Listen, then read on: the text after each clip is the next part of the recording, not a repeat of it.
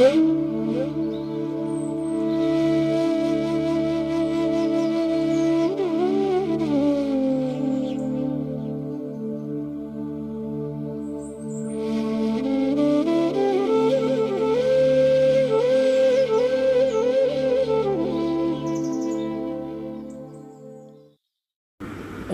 জননীং শারদাং দেবীং রামকৃষ্ণং জগদ্গুরুং পাদপদ্মে তয়োশ্রিত্বা প্রণমামি মুহুর্মুহুঃ। নমস্কার। শ্রী শ্রী ঠাকুর, শ্রী শ্রী মা এবং স্বামীজি মহারাজের রাতুল চরণে ভুলুণ্ঠিত প্রণাম জানাই। প্রাণারাম বাংলা ইউটিউব চ্যানেলে সম্প্রচারিত সৎকথায় শুভ চিন্তন এই ধারাবাহিক অনুধ্যানে আজকে আমরা জগৎজননী মায়ের যে প্রগতিপন্থী দিব্য মানবিকতা বা কর্মে পরিণত বেদান্তের কথা স্মরণ মনন করব এবং এই স্মরণ মননের শুরুতে আপনাদের সকলকে একটু জানিয়ে রাখা যে প্রাণারাম বাংলা ইউটিউব চ্যানেল একটি ভক্ত সম্মেলনের আয়োজন করেছেন। সেটি আগামীকাল অভেদানন্দ কনভেনশন সেন্টার বেলুন মঠে অনুষ্ঠিত হবে। রামকৃষ্ণ মঠ এবং মিশনের প্রাজ্ঞ বিদগ্ধ সন্ন্যাসী বক্তারা বক্তব্য রাখবেন, সঙ্গীত পরিবেশন করবেন সন্ন্যাসী মহারাজরা, আর গৃহস্থ বক্তারাও এখানে উপস্থিত থাকবেন। আপনারা যদি এখনও প্রবেশপত্র সংগ্রহ না করেন তাহলে পবিত্রবাবুর সাথে যোগাযোগ করে এই প্রবেশপত্র সংগ্রহ করতে পারেন। শ্রী শ্রী রাধা গোবিন্দ জিউ মন্দির সুকচরে আগামী গুরু পূর্ণিমার দিন ঈশ্বরীয় কথা সৎপ্রসঙ্গ হবে। কৃষ্ণপ্রিয়া মাতাজিকে প্রণাম এবং দর্শন হবে। আপনারা সেখানে আসতে চাইলে ইচ্ছা প্রকাশ করতে পারেন আমাদের কাছে। আর ওই দিন গুরু পূর্ণিমার দিন সন্ধ্যায় শ্রী শ্রী শারদেশ্বরী আশ্রমে দামোদরলাল জিউকে দর্শন করার এক দুর্লভ সুযোগ হবে। পুরুষরা সাধারণত এই দর্শন বিশিষ্ট দিনেই করে থাকেন। এই গুরু পূর্ণিমা সেই একটি বিশেষ দিন যেদিন দামোদর লাল জিউ নিচে অধিষ্ঠান করবেন এবং ওই দিন সন্ধ্যায় গুরুতত্ত্ব নিয়ে আমার একটি বক্তব্য থাকবে। ভগবানের অসীম কৃপায় সন্ন্যাসিনী মায়েদের আশীর্বাদে এই সুযোগটি হয়েছে। আর 30 তারিখে বিবেকানন্দ সোসাইটিতেও সন্ধ্যাবেলায় অনুষ্ঠান থাকবে। এই কটি নিবেদন আপনাদের জানিয়ে রাখলাম, কারণ অনেক ভক্তরা উৎসাহী থাকেন, তারা ভগবানের কথা শুনতে চান। মনে করবেন না এটা আমার বিজ্ঞাপন দিচ্ছি। ভগবানের কথা যারা শুনতে ভালোবাসেন তাদের জন্য আমরা সবাই মিলে আনন্দ করব, এই নিবেদন রইল। আত্মবিকাশ এবং বিবেকানন্দ অনুধ্যান কেন্দ্রের মাধ্যমে আমরা আসন্ন দুর্গাপূজায় এবং সামনেও কয়েকটি সেবামূলক কর্মসূচির প্রয়াস নিয়েছি এবং সেটি এই পশ্চিমবঙ্গের বাইরের কিছু কিছু রাজ্যে আমরা এই প্রয়াসটি নিয়েছি। আপনারা যদি এই প্রয়াসের সাথে যুক্ত হতে থাকেন বা চান তাহলে অবিলম্বে আমাদের সঙ্গে সহযোগিতার হাত বাড়িয়ে দিতে পারেন। আমরা প্রত্যেকেই এটা মনে করি এবং বিশ্বাস করি যে মানবিকতা বোধ, হিউম্যানিজম হচ্ছে সর্বপ্রধান প্রগতিবাদী মনের বিশেষত্ব। মানুষ মাত্রই আদরণীয়, তার হিত সাধন করাই মানুষ মাত্রের কর্তব্য। এইরকম একটা যুগ প্রবৃত্তি থেকে এই মানবিকতা বোধ উৎপন্ন হয়েছে। কিন্তু ঠাকুর মা স্বামীজির জীবনে এই মানবিকতা বোধ এক দিব্য মানবিকতায় রূপান্তরিত হয়ে প্রকটিত হয়েছিল। তাদের আচরণ এবং বাণীতে এই দিব্য মানবিকতা বোধ মানুষের মধ্যে ঈশ্বরের নিত্য দিব্য মানতা বা বিদ্যমানতার প্রত্যক্ষ অনুভূতির কথা যেন ঘোষণা করত। ঠাকুর অনুভব করতেন তিনি ঈশ্বরই সব হয়েছেন, তবে মানুষে তাঁর বেশি প্রকাশ। তাই ঈশ্বর দৃষ্টিতে সেবার উপদেশ তিনি দিয়েছেন। গৃহীদের বলেছেন, ছেলেদের খাওয়াবে যেন গোপালকে খাওয়াচ্ছ, পিতামাতাকে ঈশ্বর ঈশ্বরই দেখবে ও সেবা করবে।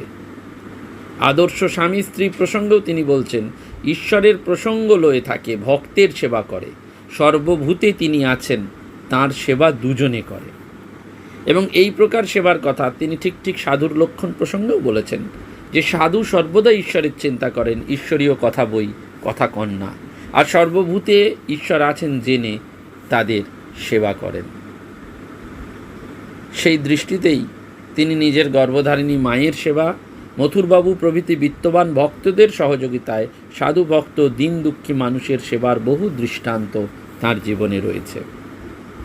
তেমনি স্বামী বিবেকানন্দ, তিনি বারবার শিবজ্ঞানে জীব সেবার কথা, জীবে প্রেমের কথা বলেছেন এবং বেদান্তের ব্যবহারিক যে প্রয়োগ বা কর্মে পরিণত বেদান্তের কথা স্বামীজি বারবার বলেছেন। সেখানে সেবা, আত্মশ্রদ্ধার চর্চাকে তিনি গুরুত্ব দিয়েছেন। কিন্তু শ্রী শ্রী মায়ের জীবনেও আমরা এই একই প্রকার অনুভব দেখতে পাই। শ্রী শ্রী মা বলছেন, সাধন করতে করতে দেখবে আমার মাঝে যিনি, তোমার মাঝেও তিনি, দুলে বাগদি ডোমের মাঝেও তিনি, তবে তো মনে দিন ভাব আসবে। ওই অন্তর্দৃষ্টি থেকেই তিনি সকলকে, আত্মীয় স্বজন, পাড়া প্রতিবেশী, রোগী, আতুর, অনাহুত, রবাহুত ভক্তজন, সৎ অসৎ, সতী অসতী, সকলের সেবা করেছেন। স্বামী বিশ্বেশ্বরানন্দের প্রশ্নের উত্তরে শ্রী শ্রী মা বলেছিলেন যে যাদের তিনি সেবা যত্ন করেন তাদের একই সঙ্গে সন্তানভাবে দেখেন, নারায়ণভাবেও দেখেন।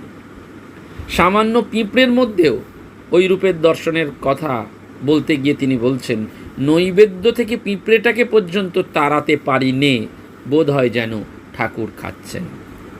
এই ভাব এবং গৃহস্থালির কোনো তুচ্ছাতি তুচ্ছ কাজও আমরা দেখি না তার জীবন থেকে বাদ গেছে।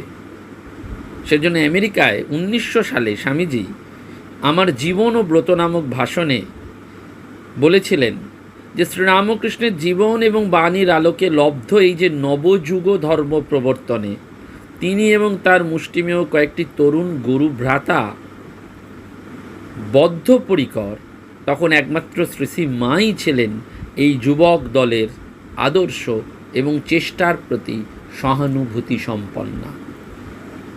পরবর্তীকালে দেখা যাচ্ছে, ইতিহাস আমাদের স্মরণ করাচ্ছে যে দিনের পর দিন শ্রী শ্রী মা আকুল প্রার্থনার দ্বারা এই রামকৃষ্ণ মঠ স্থাপনে গভীরভাবে সক্রিয় ছিলেন। তিনি কথা প্রসঙ্গে বলেছেন, আহা, এর জন্য ঠাকুরের কাছে কত কেঁদেছি, প্রার্থনা করেছি, তবে তো তাঁর কৃপায় আজ মঠ টট যা কিছু। এবং সেই প্রসঙ্গে তিনি আরও বলেছেন, ঠাকুর তুমি এলে, এই কজনকে নিয়ে লীলা করে আনন্দ করে চলে গেলে, আর অমনি সব শেষ হয়ে গেল, তাহলে আর এত কষ্ট করে আসার কি দরকার ছিল? কাশী বৃন্দাবনে দেখেছি অনেক সাধু ভিক্ষা করে খায় আর গাছতলায় ঘুরে ঘুরে বেড়ায়, সেরকম সাধুর তো অভাব নেই। আমার প্রার্থনা, তোমার নামে যারা বেরোবে তাদের মোটা ভাত কাপড়ের অভাব যেন না হয়। ওরা সব তোমাকে আর তোমার ভাব উপদেশ নিয়ে একত্রে থাকবে, আর এই সংসার তাপদগ্ধ লোকেরা তাদের কাছে এসে তোমার কথা শুনে শান্তি পাবে, এই জন্যেই তো তোমার আশা। সেজন্য ভগিনী নিবেদিতা এই মায়ের সম্পর্কে, মায়ের মর্যাদার কথা উল্লেখ করতে গিয়ে বলছেন, তিনি অনাড়ম্বর সহজতম সাজে, পরম শক্তিময়ী মহত্তমা এক নারী। বারাণসী রামকৃষ্ণ মিশন সেবাশ্রমে নারায়ণ জ্ঞানে রোগীদের সেবা পরিচর্যা দেখে শ্রী শ্রী মা বলেছিলেন, দেখলুম এখানে ঠাকুর প্রত্যক্ষ বিরাজ করছেন, তাই এসব কাজ হচ্ছে, এসব তারই কাজ। এই অনাথা বুড়িদের সেবা করলে নারায়ণের সেবা করা হয়। কারণ এই বৃদ্ধাদের আমাদের বেনারসে, কাশীতে হোম অফ সার্ভিসে রয়েছে। অর্থাৎ এই যে নারায়ণ জ্ঞানে সকলের সেবা, এই সেবা ধর্ম, এই সেবা যোগ। কলকাতায় প্লেগ মহামারীর সেই ঘটনা আপনারা জানেন। স্বামীজি যখন বেলুড় মঠের জমি বিক্রি করতে চাইছেন, মায়ের কাছে সেই প্রস্তাব নিয়ে গেলে মা স্বয়ং স্বামীজিকে বললেন, না বাবা, মঠ বিক্রি করতে পারবে না, এ তোমার মঠ নয়, ঠাকুরের মঠ। তোমরা শক্তিমান ছেলে, গাছতলায় জীবন কাটাতে পারো, কিন্তু পরে আমার যেসব ছেলেরা আসবে তারা গাছতলায় জীবন কাটাতে পারবে না, তাদের জন্য এই মঠ। স্বয়ং জগন্মাতা তো তিনি, তাই আগামী দিনের সেই প্রজন্মের কথা তিনি জানেন যে পরে যারা ঠাকুরের নামে আসবে তারা হয়তো ওই গাছতলায় ওই রকমভাবে জীবন কাটাতে পারবে না। কারণ ওই যে বলছেন যে তারা তো ওই অত শক্ত নন, সেজন্য বলছেন আবেগ ভরে, না তারা পারবে না, তাদের জন্য এই মঠ, তোমরা শক্তিমান ছেলে। কারণ যুগ যুগ ধরে এই বেলুড় মঠের থেকে যে উদ্ভিন্ন ছটা যে ভাব, সেটা প্রচারিত হবে, প্রসারিত হবে, আন্দোলিত হবে। স্বামীজির অবর্তমানে 1916 সালে রামকৃষ্ণ মিশন এক বিপদের সম্মুখীন হয়েছিল। সেখানেও শ্রী শ্রী মায়ের সুপরামর্শ মতো কাজ করে সেই বিপদের মোকাবিলা করা সম্ভব হয়েছিল। বাংলার তৎকালীন গভর্নর লর্ড কারমাইকেল প্রকাশ্য দরবারে জনসাধারণের সামনে রামকৃষ্ণ মিশনের সম্বন্ধে মারাত্মক ক্ষতিকর এবং অসত্য কতগুলো মন্তব্য করেছিলেন, যার মর্মার্থ হলো যে রামকৃষ্ণ মিশনে প্রবিষ্ট কিছু নীচ নিষ্ঠুর ব্যক্তি সমাজসেবার সুবাদে দেশের যুবকদের কুপথে রাষ্ট্রদ্রোহী সন্ত্রাসমূলক কাজে প্ররোচিত করছে। অতএব দেশবাসী সাবধান হন। যেন সরকারি সুনির্দৃষ্টির একটা তখন পড়েছিল। এবং রামকৃষ্ণ মিশনের তৎকালীন কর্মসচিব শরৎ মহারাজ শ্রী মায়ের কাছে যখন এটি নিবেদন করলেন, তখন মা সব শুনে ধীরভাবে, দৃঢ়তার সাথে, সুমিষ্ট স্বরে, আমরা 3টি শব্দ বলছি, মা কী করলেন, ধীরভাবে সব শুনলেন। আমরা অনেক সময় দেখবেন বাস্তব জীবনে যে কর্মে পরিণত বেদান্ত, আমরা অন্যের কথাটা ভালোভাবে শুনি না। সে কিছু বলছেন, আমরা একটু প্রথম 2 লাইন 3 লাইন শোনার পরে আমাদের কথা বলতে আরম্ভ করে দিই। মা কিন্তু এত বড় সিরিয়াস ক্রাইসিস ধীরভাবে সবটা শুনলেন, দৃঢ়তার সাথে। আমরা অনেক সময় অনেক কিছু করে আবেগ ভরে সিদ্ধান্ত নিতে পারি না। এই যে সদাসৎ বিচার করতে গিয়ে এই কারণে আটকে যাই, কারণ আমাদের আবেগ জড়িত থাকে।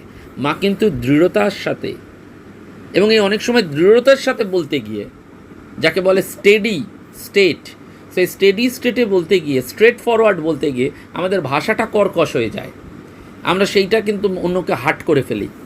মা সেটাও কিন্তু সুমিষ্ট স্বরে বললেন, অর্থাৎ কথার মধ্যেও সেখানে মিষ্টত্ব আছে, দৃঢ়তা অথচ মিষ্টি। বললেন, ও মা, এসব কি কথা? ঠাকুর সত্যস্বরূপ। যেসব ছেলে তাকে আশ্রয় করে, তার ভাব নিয়ে সংসার ত্যাগ করে, গেরুয়া পরে সন্ন্যাসী হয়েছে, দেশের দশের ও আর্তের সেবায় আত্মনিয়োগ করেছে, তারা মিথ্যা ভান কেন করবে বাবা? তুমি একবার লাট সাহেবের সঙ্গে দেখা করো, তিনি রাজ প্রতিনিধি।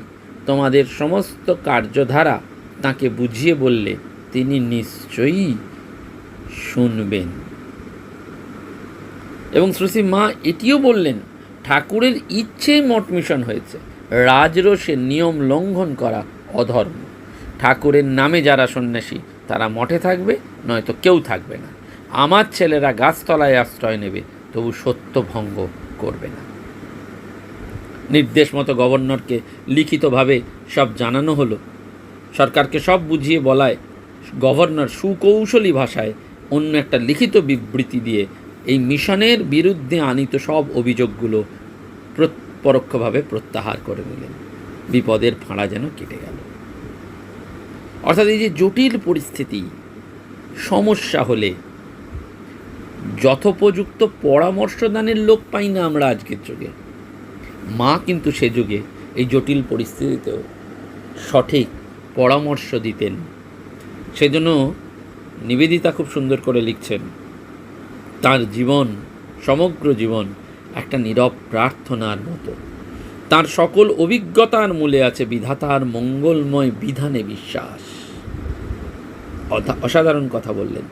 জীবনটা নীরব প্রার্থনার মতন, কিন্তু তার সমস্ত অভিজ্ঞতার মূলে রয়েছে বিধাতার মঙ্গলময় বিধানে বিশ্বাস।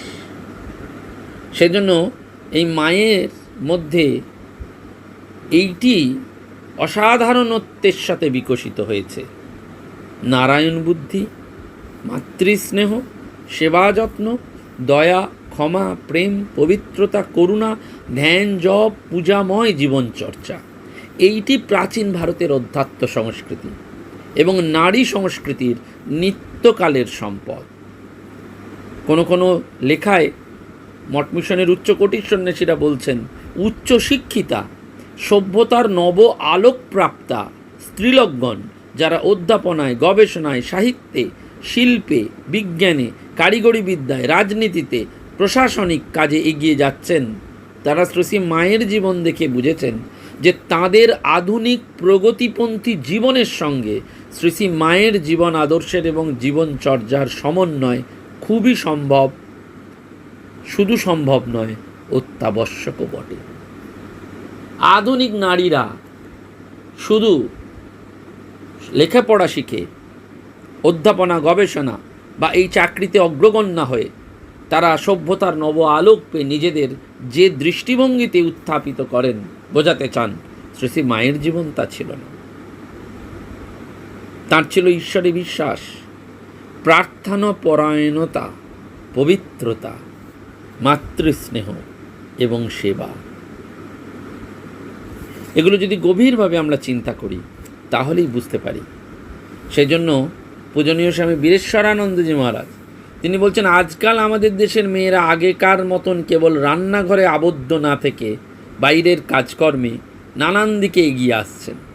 কেউ রাজনীতি ক্ষেত্রে, কেউ ডাক্তারিতে, কেউ নার্সিং, এমনকি সর্বত্র তারা কর্মক্ষেত্রে ছড়িয়ে পড়েছে। এর প্রয়োজন আছে ঠিকই, কিন্তু এই সব করতে গিয়ে তাদের নিজস্ব আদর্শ ভুলে যাওয়ার ভয়ও আছে। সেই জন্যই মা আদর্শ জীবন দেখিয়ে গেলেন। আজকের সমস্ত মহিলারা পুরুষদের সাথে যেন কম্পিটিশন করতে নেমেছেন। তারা বলছেন যে আমি যদি এটা করি তোমাকেও এটা করতে হবে, একটা যেন 50-50 রেশিও। মা তা করলেন না। এই যে বলছেন পূজ্যপাদ বীরেশ্বরানন্দজি প্রভু মহারাজ বলছেন, মা আদর্শ জীবন দেখিয়ে গেলেন, আদর্শের ছাঁচ তৈরি করে রেখে গেলেন, জানিয়ে দিয়ে গেলেন যে আমাদের দেশের মেয়েদের আদর্শই হচ্ছে মাতৃত্ব আর পবিত্রতা। এই হই হই করা আদর্শ নয়, এই নিজেকে এগিয়ে দেওয়ার এরকম আদর্শ নয়, স্বামীর সাথে পুরুষের সাথে একটা অসম প্রতিযোগিতা নয়, স্বামীর সঙ্গে সহধর্মিণী হয়ে তার আদর্শে এগিয়ে যাওয়া। সেজন্য প্রভু মহারাজ বলছেন, আমাদের মেয়েদের আজ মায়ের জীবনের ছাঁচে জীবন ঢেলে নিতে হবে, আর সেই সঙ্গে নতুন পরিস্থিতির সঙ্গেও খাপ খাইয়ে নিতে হবে।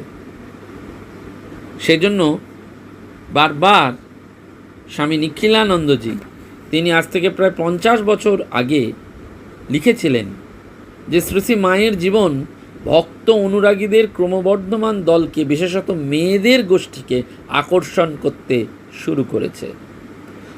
তারা তাড়াতাড়ি বুঝতে পাচ্ছেন যে শ্রী মা ভারতীয় নারী জাতির লুপ্তপ্রায় শুধু প্রাচীন জীবন আদর্শের প্রতিনিধি নন, যে নবীন নারী জাতির অভ্যুদয় হচ্ছে তিনি তাঁদেরও আদর্শ। সেই জন্য শ্রী মায়ের এই দৈনন্দিন জীবন তার একটা বিশেষত্ব ছিল। এই যে ব্যবহারিক বেদান্তের কথা আমরা বারবার বলছি, মায়ের জীবনে আমরা সেটি দেখতে পাই। স্বামীজি যে রামকৃষ্ণ জীবনরূপ পরীক্ষাগারে চরম সত্যকে অনুভব করেছিলেন, সর্বসাধারণের কাছে সেটা বিতরণ করেছিলেন, কিন্তু মা সত্যি সত্যি সেটিকে জীবন দিয়ে দেখিয়েছেন। রোগ, শোক, দুঃখ, হতাশা, দুর্বলতা বেষ্টিত সংসার, রাধুর পাগলিমা, যোগমায়া, অদ্ভুত মেজাজি অবুঝ রাধু, সূচিবাইগ্রস্ত অথচ ভক্তিমতী নলিনী দিদি, পরস্পর ঝগড়াঝাঁটিরত ভাইদের নিয়ে, দিনদরিদ্র গ্রামবাসীদের নিয়ে, হাজার প্রকৃতির অসৎ সৎ ধনী দরিদ্র ভক্তদের মধ্যে মা সম্পূর্ণরূপে এই ঝামেলাপূর্ণ পরিবেশের সাথে নিজেকে খাপ খাইয়ে নিয়ে তার আদর্শ এবং ভাব বুদ্ধিতে দৃঢ় থেকেছেন। এবং ঠাকুর এবং স্বামীজি যাদের জীবনেই একই আদর্শ রূপায়িত হয়েছে, তাদের জীবনটিও কিন্তু এরকমই হবে। সেই জন্য এই তিনজন মহাজীবনী ঈশ্বর লাভকেই, অন্তর্নিহিত দেবত্ব বিকাশকেই জীবনের আদর্শ করে চলার জন্য নির্দেশ দিয়েছেন। সেজন্য সমাজে এবং সংসারে কর্মরত সকলের কাছে শ্রী মায়ের জীবন অধিক উপযোগী এবং মা এ যুগের এক অনন্যা, অদ্বিতীয়া, দিব্য চরিত্রা, মহাশক্তিময়ী, যিনি শুধু ভারতের নয় সমগ্র পৃথিবীর নারীত্বকে মহিয়ান গরিয়ান করে তুলেছেন। নমস্কার। ধন্যবাদ। প্রাণারাম প্রাণারাম প্রাণারাম প্রাণারাম প্রাণারাম প্রাণারাম কি যেন লুকানো নামে তাই মিষ্ট এত তব নাম প্রাণারাম প্রাণারাম